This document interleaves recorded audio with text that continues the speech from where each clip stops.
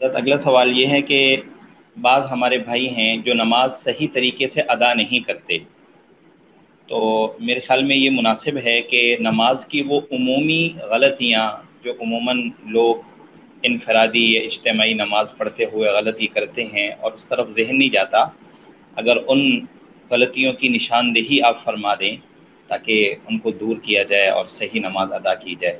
اللہ آپ ان کی توفیق عطا فرمائے۔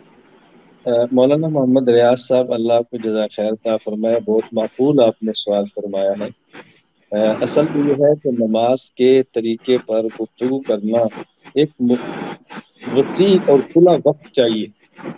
آدمی جی اول تاخر ایک ایک رکن پر تفصیل سے بات کرے۔ فی الحال چونکہ وقت کم ہے، میں مختصر بات عرض کرتا ہوں کہ نماز کا صحیح طریقہ کیا ہے۔ سب سے پہلے ہم نے نماز میں کھڑا ہونا ہے۔ کھڑے ہوتے وقت ہم نے پاؤں کے درمیان فاصلہ کتنا رکھنا ہے۔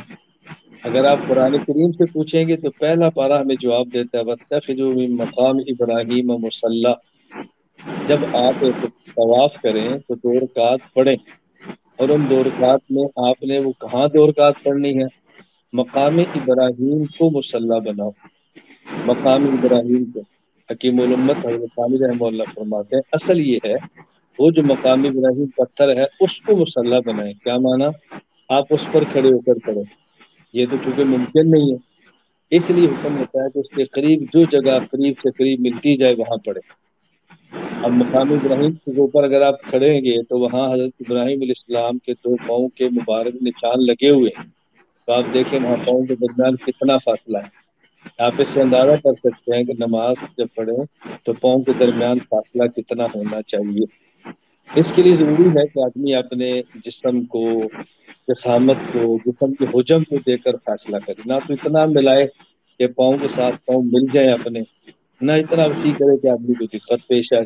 معمول کے مطابق آدمی اپنے پاؤں کو رکھے، پھر انگلیاں قبلہ رخ رکھے، تاکہ نماز پڑھتے وقت میں حکم ہے کہ ہم اپنا رخ قبلہ کی طرف کریں، صرف چہرہ نہیں، پورا رخ۔ رخ کا معنی یہ ہوتا ہے کہ جسم کے تمام اعضاء کا رخ قبلہ کی طرف ہے۔ لہذا نماز پڑھتے وقت پاؤں کو اس طرح نہ کھولیں کہ پنجے دائیں اور بائیں مڑے ہوں، بلکہ سیدھے قبلہ رخ اس کا اہتمام کریں۔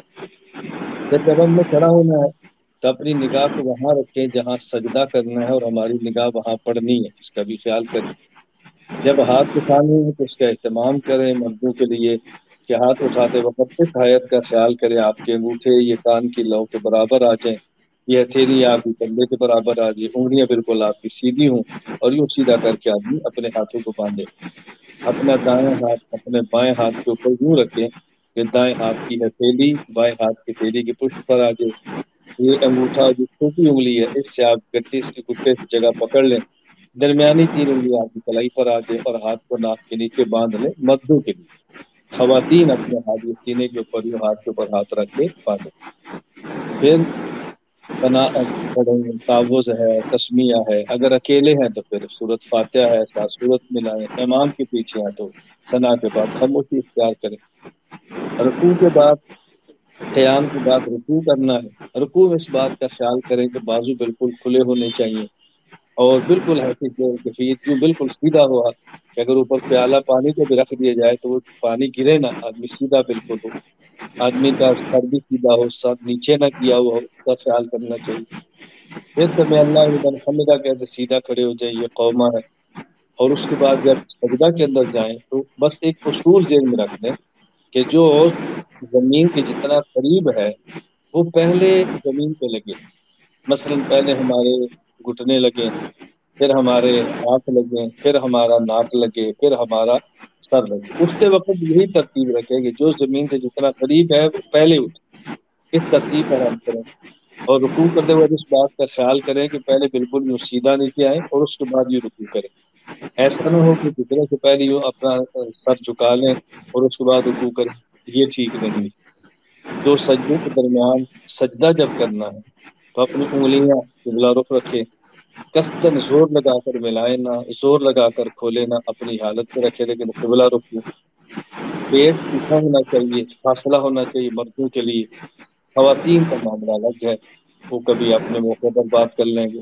مد یوں پیٹ کے اور زمین کے درمیان فاصلہ رکھے. پھر جب تشہد آپ کی انگلیاں قبلہ کے اندر جب ہوں تو زور نہ دیں کہ جس سے انگلیوں کو تکلیف ہو، لیکن جتنا سہولت کی رخ قبلہ کی طرف ہو، اور پاؤں بالکل ایسے سیدھے کھڑے ہونے چاہیے. اور پھر جو سجدوں کے درمیان جو جگہ ہے جلسہ، اس میں اپنے بائیں پاؤں کو بچھا لیں، اس پر بیٹھیں اور دائیں پاؤں یوں کھڑا کریں کہ آپ کی انگلی حتی الامکان قبلے کی طرف ہو. ایسا زور نہ دیں کہ جس سے پاؤں کو تکلیف ہو. یوں پھر سیدھا ہو کے کھڑے ہو جائیں. اس چیزوں کا رعایت کریں گے، آداب کا خیال کریں گے. اور سب سے اہم بات یہ ہے کہ اللہ تعالیٰ کے حضور میں ہم آئے ہیں، کپڑے صاف ہونے چاہیے، خوشبو لگی ہونی چاہیے، سر کو ڈھانپ کر نماز پڑھنی چاہیے، ادب کے ساتھ کھڑا ہونا چاہیے.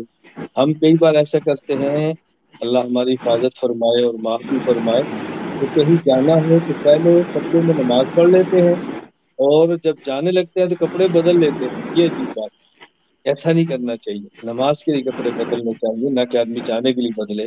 والے اس طرح اہتمام کریں اور رعایت کریں، اپنے سوچ اور فکر کو اس کے اندر رکھیں. جو پڑھتے ہیں اس کو معنی پر غور کریں کہ ہم کیا پڑھ رہے ہیں، تو انشاءاللہ نماز کے اندر توجہ بھی رہے گی، نماز کے اندر دھیان بھی رہے گا، اور انشاءاللہ خشوع و خضوع کے ساتھ نماز ادا ہوگی. جزاک اللہ خیرہ. درس قرآن.com www.درسقرآن.com